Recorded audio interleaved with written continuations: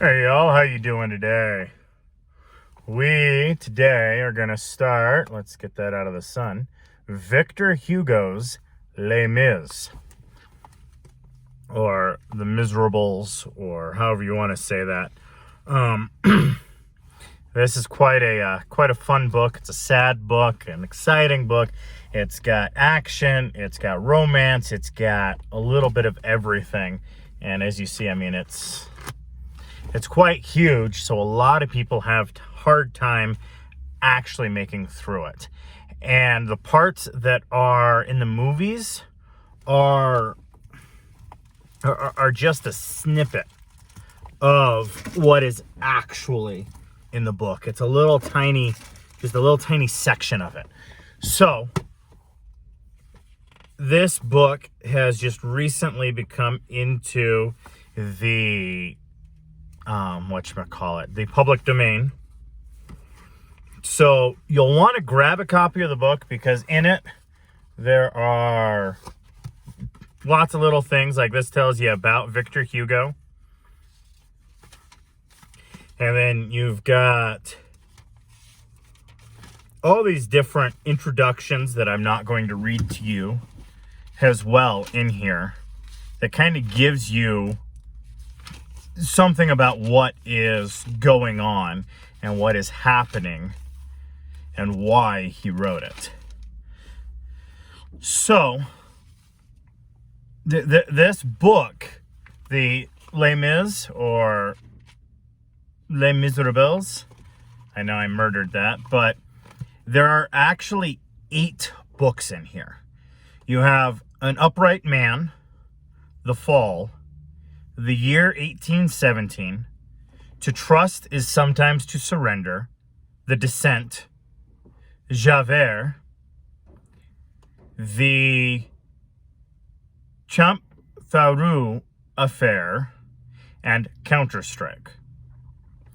So let's go ahead and and that's just Fantine. And then you've got Cosette has 8. Marius has 8. Saint Denis has 15. And Jean Valjean has 9 different books in here. So what we're going to do is we're going to go ahead and kind of set them up. What we've got here is book 1. We're in Fantine, An Upright Man.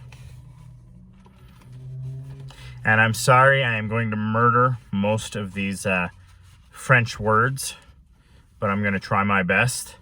And hopefully you guys will still be able to get the picture of kind of what's going on. In 1815, Monsieur Charles Francisco Benvieux Myril was Bishop of Denis. He was then about 75 and had presided over the diocese of Denis since 1806. Although it in no way concerns our story, it might be worthwhile, if only for the sake of accuracy, to mention the rumors and gossip about him that were making the rounds when he first came to the diocese. Whether true or false, what is said about men often has much influence on their lives, and particularly on their destinies as what they do. M. Muriel was the son of a judge in the Superior Court of Aix.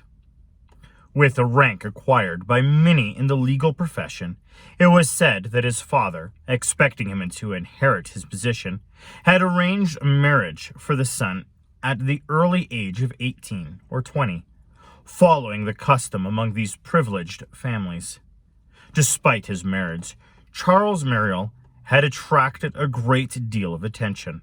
Handsome, though not very tall, he was elegant, graceful, and witty. His early years had been devoted to worldly pleasures. With the Revolution, events moved quickly. Hunted down, decimated, or forced into exiles, these families were soon dispersed. At the first outbreak of the Revolution, M. Charles Muriel immigrated to Italy. After a protracted illness, his wife ultimately died there of a lung disease. They had no children. What happened next to M. Muriel? The collapse of the old French society, the downfall of his own family, the tragic scenes of 1793. Still more terrifying, perhaps, to the exiles who witnessed them from afar, magnified by horror. Did these inspire him with thoughts of reunification and solitude? In the midst of the flirtations and diversions that consumed his life at that time, he was suddenly overcome by one of those mysterious inner blows that sometimes strike the heart of the man who could not be shaken by public disasters of his life and fortune. Who could say? We do know that when he returned from Italy, he was a priest. In 1804, M. Muriel was cured of Brignoise. He was already an old man and living in deep seclusion. About the time of Napoleon's coronation, some trifling business of his parish, no one remembers precisely what it was, took him to Paris. Among other influential people, he went to see Cardinal Fesch on behalf of his parishioners.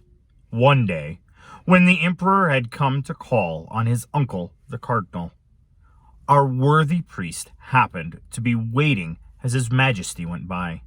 Noticing that the old man looked at him with certain curiosity, Napoleon turned around and said briskly, "Who is this good man looking at me?"